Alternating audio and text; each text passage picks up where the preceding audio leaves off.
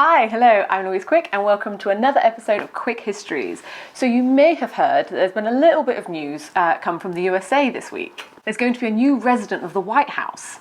Yes, that's right, it's Major, the rescue dog, as well as his owner, Joe Biden. The press is saying that Major is the first rescue dog in the White House, which isn't technically true. But today I want to tell you about another little presidential dog, Pushinka, who may have been small, but had a big impact on the history of the Cold War. So let's check it out. The year was 1961, at the peak of Cold War tensions, and the leader of the Soviet Union, Nikita Khrushchev, gave the leader of the USA, John F. Kennedy, a pet dog as a gift. She was a little white fluffy creature and she was called Pushinka, which apparently is Russian for fluffy. So that makes sense. She wasn't any old Russian pup though. She had a famous space-exploring mother. Pushinka's mother, Strelka, had become the first living creature to orbit the Earth, return and survive when she was launched into space in Sputnik 5 in 1960.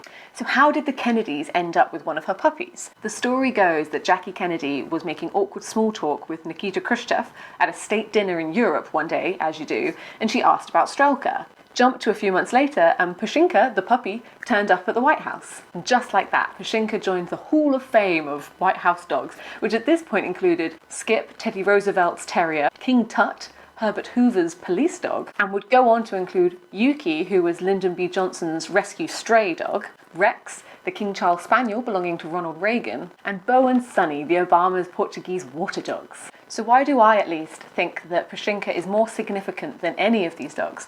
Yes, even Bo and Sonny.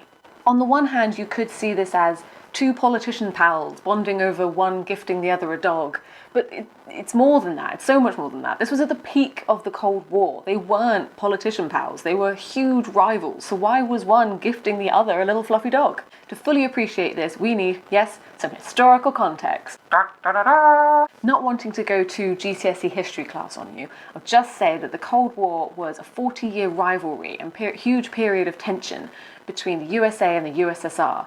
It was capitalism versus communism. And while everybody basically thinks that the USA won the Cold War, in 1961 this was certainly not the case. For example, at this point in history, the USSR were trouncing the USA in the space race. They'd already sent the first human-made object into space with Sputnik 1. They then also sent the first living creature into space, RIP, the space dog Laika. And then, just months before sending Pushinka, they had successfully sent the first human into space, who was called Yuri Gagarin. In the same month that the USSR was making strides in the space race by sending Yuri into Earth's orbit, the USA was having a pretty tough time by being embarrassed on an international stage when they totally botched the Bay of Pigs invasion in Cuba. So yes, rather than being a friendly gesture between two political chums, Khrushchev sending Kennedy, Pushinka, the puppy of one of their famous astro dogs, may well have been a huge power move. A helpful little reminder that the USSR were completely beating the USA in the space race, at a time when America was still reeling from the embarrassment of the Bay of Pigs. Apparently, some Americans even believed that Pushinka might have been a Soviet spy, which is absolutely ridiculous. Or is it? No, it is. One more thing, and this is more just a strange personal theory that I have concocted. I think Pushinka may have helped avoid a major international incident in the Cuban Missile Crisis in 1962. Now, I'm not about to explain the Cuban Missile Crisis, fortunately. I will just say that it is a moment in history when the USA and the USSR almost launched nuclear warfare against each other and ended the world, essentially. You know, small thing, little thing. It's generally believed that neither Khrushchev nor Kennedy wanted to push the button on nuclear warfare, because who would? And I also think that both leaders knew that each other didn't, that neither of them wanted to push the button. And I think what helped with that is the fact that there had been so much communication between them. Apparently they were always sending letters to each other. And I think that perhaps in this moment of tension, these days of tension, Pushinka would have been a helpful reminder to Kennedy of that sort of political relationship and communication they've had. So yes, in a roundabout way, I am saying that Pushinka helped prevent nuclear warfare. Don't quote me on it. It's just a nice theory. I'm putting it out there.